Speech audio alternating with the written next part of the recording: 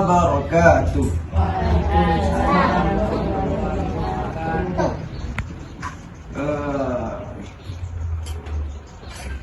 Saya di sini selaku pemateri ingin menyampaikan sedikit tentang kisah sahabat Nabi. Tapi sebelum kita masuk ke pembahasan, pertama-tama marilah kita panjatkan puja dan puji syukur kehadirat Allah Subhanahu wa taala yang telah memberikan nikmat kepada kita sehingga kita bisa berkumpul di tempat yang insya Allah dirahmati Allah Subhanahu wa taala. Dan tidak lupa juga salawat beserta salam kita curahkan kepada Nabi kita Muhammad sallallahu alaihi wasallam.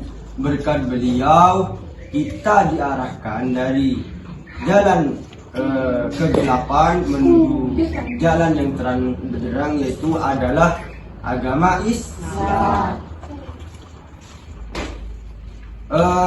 Kita lanjut ke materi. Jadi kita akan menceritakan tentang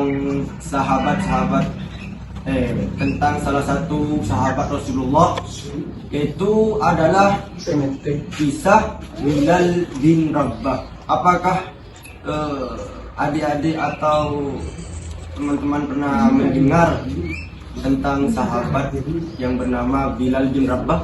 Apakah ada yang pernah dengar? Tidak ada? Belum ada? Baik, berhubung belum ada yang pernah dengar tentang Bilal bin Rabah, saya akan menyampaikan sedikit tentang kisahnya. Jadi, Waalaikumsalam. Setelah itu adalah seorang budak yang berkulit hitam. Bilal bin Rabah itu adalah putra dari Rabah. Bilal itu berasal dari Bani Habsah. Terus Bilal itu bekerja sebagai budak. Budak itu seperti apa ya? Tahu pembantu. Tapi membantu itu lebih parah lagi. Tidak ada harga dirinya. Dan Bilal itu kan menjadi budak. Bilal itu adalah budak yang dimiliki oleh salah satu kaum Quraisy. Kaum Quraisy itu kaum yang apa ya? Pokoknya kaum Quraisy itu kaum seperti orang yang musyrik. Musyrik itu apa namanya? Berkesimpang.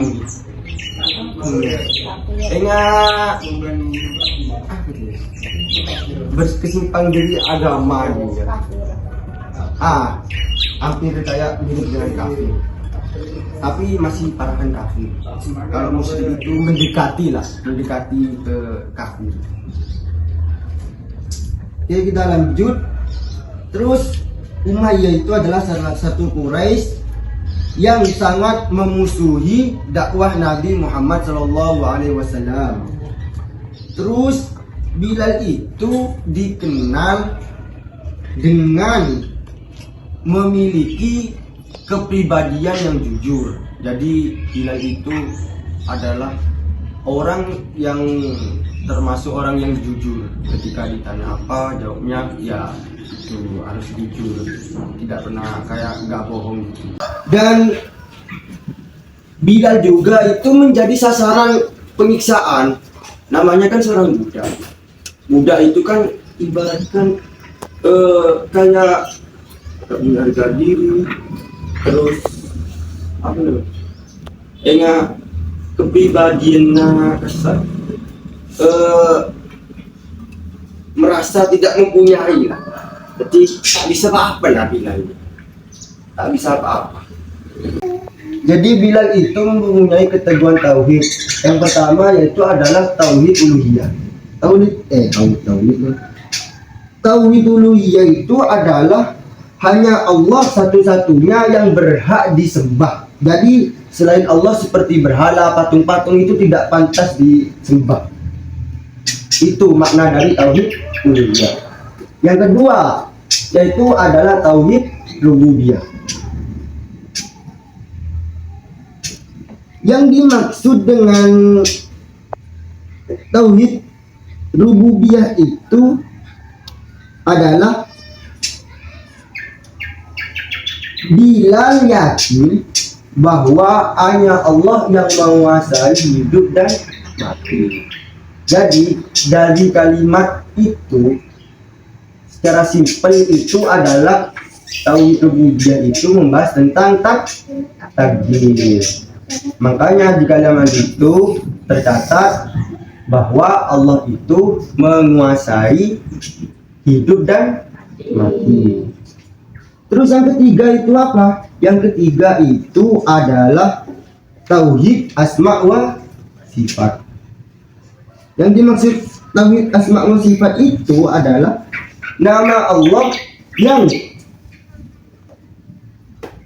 menunjukkan keesaannya dan keikhlasannya dan keyakinan total, yaitu ia atau Bilal sikap kehilangan nyawa itu demi tauhid. Jadi dalam kalimat itu dijelaskan bahwa meskipun contoh ya, meskipun seperti tadi Bilal itu disiksa, terus Bilal itu dicambuk, dan sampai-sampai Bilal itu hampir mati, tapi Bilal itu masih mengisahkan Allah gitu, atau menjadi simbol tauhid untuk seruan umat Islam.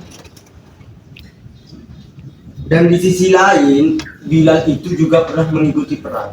Ada yang tahu perang apa? Apa? Perang apa? Katanya tahu apa?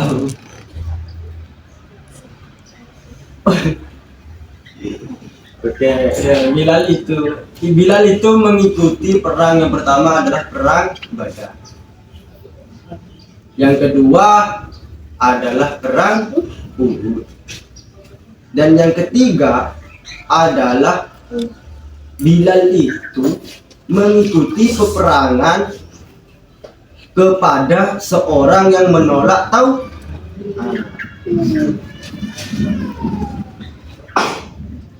Habis itu terakhir nih, terakhir ini yang sangat sedih sih. Karena kenapa? Karena ketika wafatnya Rasulullah, Bilal itu emosinya tidak tidak stabil dan tidak terarahkan lah. Habis itu Bilal emosi itu akhirnya Bilal itu dipindah atau dilarikan kepada yang namanya itu daerah Syam.